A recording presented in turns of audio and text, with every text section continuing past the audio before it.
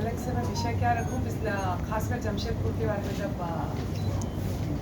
बात होती है, बाकी तमाम जगहों से भोजपुरी गायिका होने के नाते ज़्यादातर उत्तर प्रदेश, बिहार, दिल्ली, मुंबई यही एरिया में हम लोग ज़्यादातर घूमते हैं। लेकिन झारखंड के जमशेदपुर पे बात अभी भी मुझे याद है। अभी वही बात होती कि मैं शायद फर्स्ट टाइम यहाँ इसी मंच पे 2003 में आई थी, अभी 2023 है।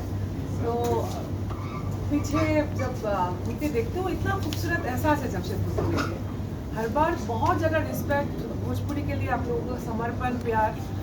हो सकता है पूर्वांचली संस्कृति से जुड़े हुए फिर बावजूद आप लोग राज्य अलग हो गए, लेकिन कल्चरली कहीं ना कहीं वो एक ही रहा। तो शायद आप लोगों का भी प्यार वो अलग से दिखता है जमशेदपुर का। बहुत बहुत धन्यवाद। मैं 20 साल बाद भी सबको कर रही हूँ और बहुत खूबसूरत यात्रा रहा। इसी मंच पे काले जी के इसी मंच पे शायद तीसरी बार मैं आई, तो उनको भी बहुत बहुत धन्यवाद। 2018 में भी आई थी और पहली बार शायद 3-4 में आई थी। तो वही सबको बहुत बहुत धन्यवाद और खासकर हर हर महादेव सेवा संघ को बहुत बहुत धन्यवाद। इस तरह से मैं मंच पर भी कल बोली कि सही मायनों में जो एक सेवा भाव है, और वो डायरेक्टली वो उस इंटेंशन को रख के कर रहे हैं या नहीं कर रहे, फिर भी बहुत अलग अलग कलाकार आए इस मंच पे और भोजपुरी से रिलेटेड कलाकार ज़्यादा आए। तो एक उनका एक सेवा भाव है, भोजपुरी के प्रति समर्पण है। और मुझे ये लगा कि बहुत सारे अब वो यात्रा में वो एक मैच्योरिटी आता है ना, आप जीवन में आगे बढ़ गए, अलग अलग जीवन को देखने का नज़रिया बदलता है। तो वो बोलने के लिए, करने के लिए बहुत सारे ऐसे संस्था, संगठन, इंटरनेशनल भोजपुरी महोत्सव, ये सब ज़्यादातर जैसे दिखावा लगता है। अब मुझे बहुत ऐसा लगता है कि वो करने के लिए कर तो देते हैं, उसका कोई खास इंटेंशन क्या होता है पता नहीं, कहाँ पहुँचते हैं, लक्ष्य क्या होता है, कुछ रिजल्ट नहीं निकल गया था। जैसे भोजपुरी के लिए अब तक वो पिछले 20 साल से, मतलब अभी भी यही सवाल वही है कि 8वीं सूची में भोजपुरी को कब एक रिकॉग्निशन मिलेगा। तो वो सब बात अभी भी सवाल ही है, वो जवाब तक नहीं पहुंचा। तो this is a failure of our community and खासकर जो भी बुद्धिजीवी वर्ग से लेके खासकर राजनीति में बहुत सारे ऐसे हमारे प्रतिनिधित्व करते हुए आगे गए लोग, लेकिन कहीं ना कहीं उसको हासिल नहीं कर पाए। तो वो एक अफसोस है, लेकिन फिर भी उम्मीद कर रही हूँ कि आगे भोजपुरी को एक भाषा की दर्जा प्राप्त हो। मैं आसाम से आती हूँ और आसाम में मैंने अपने लोक गायक पिता या भूपेन हजारिका जी को, इन लोगों को भाषा आंदोलन करते हुए देखा है। हम लोग छोटे थे, लेकिन भाषा आंदोलन जब हुआ, जब बंगाली और असमिया भाषा को लेके बहुत एक माहौल वहाँ पे था, उस वक्त लोगों की जो जागरूकता है, तमाम जैसे संगीत, साहित्य सब एक साथ आए और फिर एक साथ जब आए उसका इम्पैक्ट हुआ। So that impact is missing कहीं ना कहीं यहाँ पे। तो आगे उम्मीद कर रही हूँ कि भाषा की प्राप्ति हो, हम लोग देख के जाए कि भोजपुरी को भाषा की दर्जा की प्राप्ति। मैडम अभी जो संगीत है AI डिजिटलकरण ज़्यादा हो गया है। पहले क्या वाद्य यंत्र का ज़्यादा उपयोग होता था, अब सिस्टम में बैठिए पूरा संगीत निकल जाता है। तो इससे चूँकि संगीत में क्या कलाकारों को कितना असर हुआ है, चूँकि अब गानों में भी खासकर डिजिटलकरण काफ़ी हो गया है, तो आने वाला कितना आप लोगों को इसे असरदायक रहेगा? AI म्यूज़िक हो रहा है, ये सब हो जाए, कैसा रहेगा आने वाला? मतलब एक तो ये मैं तो बोलूँगी एक तरह की फ्रीडम एंड डेमोक्रेसी आ गया है कलाकारों की, जो हम कैसेट के समय से आए। तो उस समय आप टी-सीरीज या अलग अलग जो भी बड़े बड़े कंपनीज हैं उनके सामने जाके वो खड़े रहना कि मेरा गाना सुन लीजिए, मुझे भी अब मौका दीजिए, और वो स्ट्रगल थोड़ा सा ज़्यादा था। और अब हर किसी के पास यूट्यूब चैनल है, तो दैट इज़ बहुत अच्छी बात है, वो फ्रीडम एक है। किसी को किसी के बड़े कंपनी के ऊपर डिपेंडेंट नहीं होना है, बट सेम वे उस पर फिर बंधन नहीं रहा। और जैसे फिल्म इंडस्ट्री में अभी भी सेंसर बोर्ड है, तो यहाँ वो नहीं है। तो कहीं ना कहीं वो आपकी शिक्षा क्या है, आर्टिस्टों की शिक्षा क्या है, आप अपने आप को खुद ही सेंसर करके सामने आपके ऊपर है सब कुछ।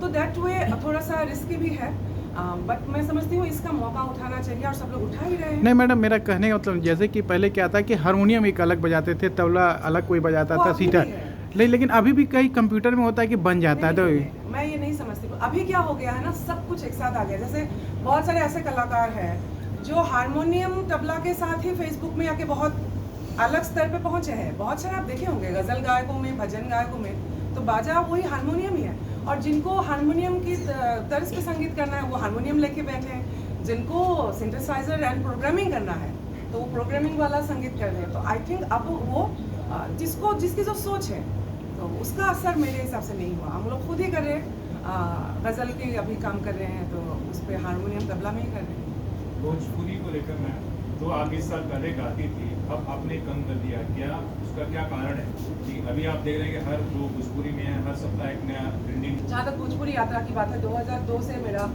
शुरू होता है। और शुरू क्या होता है, मैं तो बस गाई, मुझे इस संस्कृति से, भाषा से बहुत कुछ ये नहीं था। तो तब विनय बिहारी जी, राजेश गुप्ता जी, धनंजय मिश्रा जी, उन लोगों का नाम लेना पड़ेगा। तो उन लोगों ने जो समझा, जो गवाए, बहुत अच्छे अच्छे गीत में गाई। और इंडस्ट्री अचानक से फिल्म इंडस्ट्री का थर्ड टाइम बूम हुआ तो वो सब विटनेस किया। लेकिन फिर एक आर्टिस्ट को क्या चाहिए, आर्टिस्ट को नाम चाहिए, प्यार चाहिए लोगों का। वो सब मैं बहुत गुवाहाटी से दूर 100 किलोमीटर दूर एक गांव से मेरी पैदाइश है। तो वहाँ से आके अचानक जब मैंने देखा कि हाँ मैं अब आम नहीं, मैं खास बन गई, जो एहसास है वो मिला। उसके बाद आगे बढ़ते जाने के बाद एक वक्त ऐसा आया कि बहुत भीड़ में भी अकेले मतलब अंदर से बात होती थी, मतलब अकेलापन महसूस होता था। और तब ये लगा जब मैं बोल रही हूँ भूपेन हजारिका जी का नाम या फिर मेरे लोग गायक विपिन पटवारी, मैंने जो सीख के आया और उस नज़र से, जैसे शायद भिखारी ठाकुर जी, जब मुझे पता लगा कि वो एक अशिक्षित एक व्यक्ति और कमाई के चलते वो चले गए बंगाल, और बंगाल में वो प्रभावित हुए, नवजागरण जो रेनेसा मूवमेंट पूरे ऑल ओवर इंडिया आया, तो उन्होंने फिर अपने गांव को वापस मुड़ के देखा कि मेरे गांव में क्या क्या हो रहा है। वो जो कंपैरिजन है अपने आप से जो बात होती है, तो ऐसा ही कुछ है। और मुझे लगा कि ये तो बाजार है, ये इंडस्ट्री है, वो ठीक है, लेकिन यहाँ भूपेन हजारिका कौन है? भोजपुरी में भूपेन हजारिका की तत्व है कि नहीं? संग्रामी जो एक राइटिंग होते भूपेन जी का जो समाज के ऊपर, तो वो सीरियसनेस है कि नहीं भोजपुरी में साहित्य में, उसकी खोज एक शुरू हुई। और मुझे तब लगा कि नहीं, मैं इंडस्ट्री में तो बहुत लोग हैं, किसी को तो आगे ऐसे आना पड़ेगा। एक अगर मैं साइड में इंडिपेंडेंट म्यूजिक का एक खुद तैयार करने की कोशिश करूँ, तो एक 2011 से मैंने एक कॉन्शियस डिसीजन लिया। और आपके मार्फत यहाँ बहुत सवाल आते थे, ये अश्लील है, ये आप गा रही है, ऐसे सवाल आने लगे। तो अश्लीलता जो शब्द है वो भी मेरे लिए नया था, ये अश्लीलता क्या है? और फिर मुझे पता लगा कि हाँ, फिजिकल एक्सप्रेशन को जब नग्न रूप में आप कुछ बोल रहे हो, गा रहे हो, तो 2011 जनवरी से मैंने डिसीजन लिया। ये तो सही बात है आपका सवाल कि मैं अब से ये नहीं गाऊंगी, और मुझे जो समझ आएगा मैं यही अवॉइड करूंगी। वो करते करते करते मुंबई में हर गाने का पैसा वापस करने में मतलब जिगरा चाहिए, मतलब आपको जिगर चाहिए, क्योंकि अपने आप से भी ये सवाल होता था कि am I like emotional fool और व्हाट। बट नहीं, अंदर से लगा कि नहीं, बहुत हुआ, बहुत अच्छा ये यात्रा रहा, आगे मुझे ये करना है। और फिर the legacy of Bhikhari Thakur और एक अलग यात्रा शुरू हुआ, और वो खूबसूरत एहसास रहा। The legacy of Bhikhari Thakur जब इंटरनेशनली, तब डिजिटली ये बस शुरू हुआ था। और जब उसमें परवेज जी अभी इधर है, परवेज और माय हस्बैंड, हमने जब, किसी को कुछ पता नहीं है इस दुनिया में, लेकिन हमने जब देखा कि मतलब व्हिटनी ह्यूस्टन इंटरनेशनल नेम के साथ जब लेगेसी ऑफ भिखारी को था, वो एहसास मुंबई में आके भी हम दोनों ने बस उसको रियलाइज किया। भोजपुरी को लेके बहुत सारा सपना था तब भी, और अभी भी है। अभी भी जब पढ़ती हूँ कि कमल हसन, AR रहमान, जब इंटरनेशनली ऑस्कर की म्यूजियम है, और वहाँ सब जाके उनकी विजन क्या है, और उस विजन को मैं जब अपनी भोजपुरी को देखती हूँ, तो वो विजन तक मैं मतलब कहाँ तक पहुँच पाऊँ, वो अभी भी, वो प्यास अभी भी है। और ये कॉन्शियस एक डिसीजन ही था मेरा। और व्यूज़ और मिलियन व्यूज़ की जहाँ तक बात है, उस हिसाब से तो बहुत सारे चोर डकैत या बहुत सारे ठेकेदारों के पास भी बहुत पैसा है, बट किस मार्फत आपने उसको हासिल किया, दैट इंटेंशन इज इम्पोर्टेंट। जो वर्तमान में चल रहा है उस पर कुछ टिप्पणी करेंगे, जो 100-200 मिलियन भोजपुरी में चल रहा है? no, अभी तो वो डिजिटल वर्ल्ड है, अब मिलियंस में या फिर व्यूज में ही आप बात करेंगे। जब हम लोगों का कैसे था भोजपुरी और नहीं अश्लीलता जो आजकल मतलब जितना पनों के मायने क्यों रहता है, व्यूज मायने रहता है, अभी जो चल रहा है या आप कुछ भी गाकर, लेकिन आप इसलिए ट्रेंडिंग के स्टार हैं कि आपके पास 100 मिलियन 200 मिलियन जो आर्टिस्ट अभी भी superstar, trending star, power star या जो भी डायमंड स्टार वो नाम सब लगा लेते हैं। आई डोंट नो वो इसका सेंस क्या है, तो मुझे समझ में नहीं आता। बट जो नए से आर्टिस्ट गांव से निकल के आया है उसके पास बहुत चॉइस नहीं होता है, उसको नाम कमाना है, तो उस हद तक आपको माफ़ करना होगा उनको। लेकिन जो आर्टिस्ट एक मुकाम पे पहुंच गया है और उसके बाद अगर वो एक निर्णय नहीं ले पाता है कि आप ठीक है मार्केट के लिए आप 50% काम कीजिए, 50% आपको भोजपुरी के लिए आगे कहाँ तक पहुँचना है, वो सेंस अगर नहीं है, मैं तो शिक्षा की कमी ही बोलूँगी, because they are not educated, मुझे ऐसा लगता है। मैडम जैसे भोजपुरी का जो आपने दौर देखा, उस समय कभी अमिताभ की मूवी आ रही और काफ़ी हिट हो गई, काफ़ी कलेक्शन हुआ। अभी के दौर में जो आपके खासकर कई कलाकार आप पार्टी में चल गए हैं, ने ज्वाइन कर लिए हैं, तो क्या आपको लगता है कि फिल्मों में कमी आई है और राजनीति इसलिए लोग जा रहे हैं, शरण ले रहे हैं?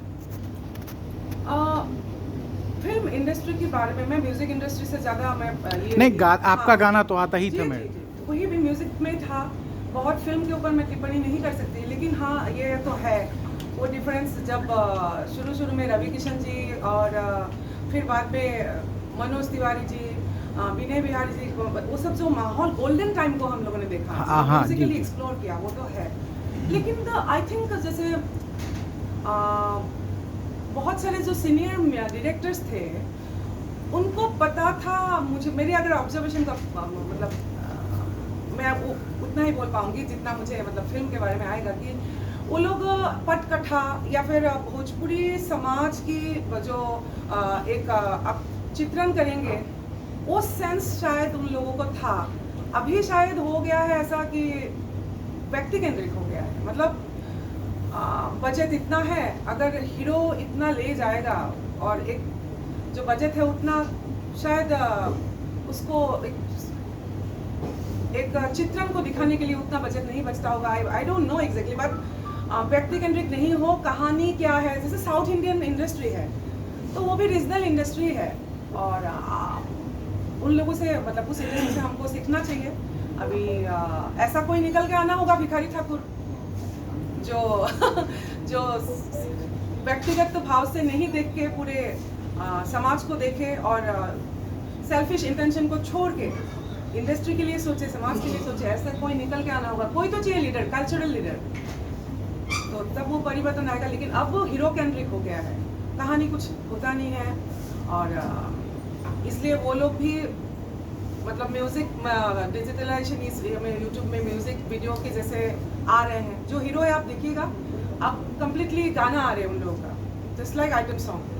तो उसको क्रिटिसाइज नहीं कर रही हूँ मैं, पर एट द सेम टाइम उनका फिल्म इंडस्ट्री के लिए उनका रिस्पॉन्सिबिलिटी है उन लोगों का। राजनीति के बारे में ख्याल मैडम?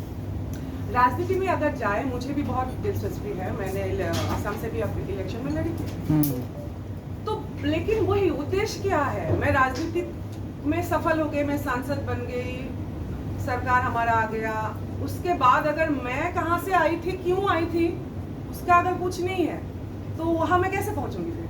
अगर मेरे मन में ये है कि मुझे ये मेरा ये विज़न है भोजपुरी को लेके, मुझे ये करना है, जब वो पावर मुझे मिला तो मुझे उसको हासिल करने की मुझे दौड़ लगानी होगी। फिर ऐसा नहीं हो कि आपका फ्रीडम खत्म हो गया और पार्टी की विचारधारा के चलते आप अपना लक्ष्य आप कहाँ से आए थे भोजपुरी से आप भूल गए, तो फिर वो राजनीति का कोई मतलब नहीं। जो लोग आपके साथ के सांसद बने, मनोज तिवारी हैं, रवि किशन हैं, निरुपा जी बन गए, लगता है कि वो भोजपुरी के जो उद्देश्य को लेकर गए थे उसके लिए काम कर रहे हैं, लेकिन उनकी सरकार भी है और सांसद भी है। मैं अभी भी उम्मीद कर रही हूँ। मैं कभी बातचीत होती है, आप उनके सामने अपनी बात नहीं, इस तरह से तो पॉलिटिकल आप क्या कर रहे हो, नहीं आपके मार्फत उनके पास पहुँचे एकदम। वो लोग भी सेना है, भोजपुरी के स्तंभ है, और उनको वो समझ है। और हमसे खासकर रवि जी, मनोज जी तो सीनियर है, तो उनके ऊपर मैं अलग से क्या टिप्पणी करूं। मैं उम्मीद ये कर रही हूं कि आप वहां पहुंचे हैं तो भोजपुरी के प्रति आपका इम्पैक्ट क्या रहा। कल जब और 10 साल बाद वहां पहुंचने के बाद मैंने पॉलिटिक्स को अपने कम्युनिटी के लिए मैं कहाँ इस्तेमाल कर पाया, वो जवाब उनको अपने आप को दे पाए, इस तरह से उनको कार्य करना होगा। मैं उम्मीद ही कर सकती हूँ। मैम, साउथ का म्यूजिक ऑस्कर तक पहुंचा, भोजपुरी कहाँ पिछड़ गई है? राष्ट्रीय स्तर पर भाषा नहीं है ना, एक बोली है, वही पिछड़ गया है, वही तो बात है। लोग इसकी इंटरकनेक्शन नहीं लोगों को समझना होगा ये बात कि आप जब एक बोली है, अगर अभी हम लोग जितना भी भिखारी ठाकुर और अलग अलग चीज़ों पे काम करें, हम राष्ट्रीय नेशनल अवार्ड तक हम पहुंच ही नहीं पाएंगे, क्योंकि मैं भाषा हूँ ही नहीं, मेरा आइडेंटिटी नहीं है, मेरा लिंग्विस्टिक आइडेंटिटी नहीं है। तो ये बहुत ज़्यादा इम्पोर्टेंट है। अगर हम अश्लीलता की बात करते हैं, ये जो बात करते हैं ना कहीं वो 8वीं सूची में पहुंचना, और वो एक इंटरकनेक्शन है। और जब वो 8वीं सूची में पहुंचेगा, देखिए काम का तरीका अलग, बहुत अलग अलग लोग निकल के आएंगे, बहुत क्रिएटिव लोग हैं यहाँ पे, लेकिन वो एक यूट्यूब और एक इसमें बन जाता है। और राष्ट्रीय स्तर तक सही मायनों में जो एक रिक्वायरमेंट होगा ना कि आपको भाषा होना होगा। मैथिली एक क्लासिकल लैंग्वेज बन गया, भोजपुरी में TRP है, तड़का तो है, लेकिन भाषा वो ये नहीं है, बेस नहीं है भाषा। मैथिली तो भाषा है मैडम, भोजपुरी अपना उसकी लिपि है, मैथिली की अपनी लिपि है। हमारे आसाम में बोडो जो है भाषा, बोडो भाषा देवनागरी लिपि में लिखा जाता है। अच्छा, लेकिन याद होगा आप लोगों को, वहाँ से राजधानी ट्रेन और बहुत एग्रेसिवली उन लोगों ने फाइट किया। वो सही है गलत है पता नहीं, लेकिन एग्रेसिवली उस कम्युनिटी ने फाइट किया। बम से उड़ाया गया कितने ट्रेनों को, हम लोग स्कूल से देखे हैं आसाम में बम ब्लास्ट होते हुए, एक माहौल में हम लोग पले बड़े हैं। तो उन लोगों ने हासिल किया। आज अलग से उन लोगों का बोडो लैंड जो है, बोडो लैंड नहीं होते हुए भी लेकिन उनका अपना स्वायत्त जो शासन होता है वो है, अलग से फंड आता है। तो अपने कल्चर के लिए वो लोग बहुत कुछ यूनिवर्सिटीज़ बनाए हैं, बहुत आगे बढ़ गए। तो भाषा के देवनागरी लिपि से वो लोग लिखते, अपना लिपि नहीं है। तो ये सब I don't know, may be बहुत लोग चाहते नहीं हैं, मन में क्या है पता नहीं, मुझे अंदर की बात पता नहीं है कि भोजपुरी भाषा अगर आ जाएगी तो हिंदी को तकलीफ होगा, ये सब बात भी सुनी है। मुझे पता नहीं, आप लोग लिखते हैं, आपको ज़्यादा पता होगा हमसे इस बारे में। नया कुछ आपका क्या आ रहा है मैडम, बता दीजिए। अब मैं भी उस पर म्यूजिक बॉक्स चैनल और कल्पना पटवारी ऑफिशियल उसी आप अभी की जो समय है उस पर आना होगा। मैं भी आई हूँ, और अभी इस साल हम लोगों ने शुरू किया म्यूजिक बॉक्स से, तो पहले से ही कर रही हूँ, लेकिन अभी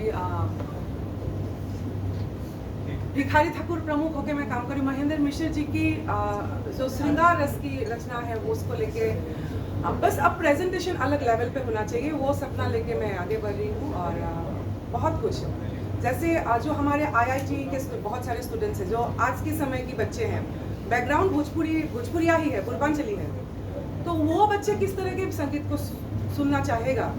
सिर्फ हारमोनियम ढोलक तबला नहीं, तो भाषा भोजपुरी हो, लेकिन उसमें मैं कोशिश कर रही हूँ कि जैज़ म्यूज़िक एक है, ब्लूज़ म्यूज़िक है, तो उन तमाम म्यूज़िक को करके बस आगे रखूँगी। वो पता नहीं आगे वो व्यूज़ जाएगा, 200 व्यूज़ जाएगा, 2 मिलियन जाएगा, वो पता नहीं मुझे, but my intention is not views oriented. Bhojpuri में जिंदा है कि नहीं, आप मानती हैं? आप क्या मानते हैं? हम लोग तो मानते हैं। ये सवाल नहीं रहा अभी, इसका जवाब क्या है, इम्पैक्ट क्या है, क्या कर पाए अब तक। एक बिहारी सब पे भारी, कहाँ गया है बिहारी सब पे भारी? अब अगर अभी तक कहीं जवाब नहीं मिला, ये अगर जवाब नहीं मिला तो जवाब ढूंढना नहीं है।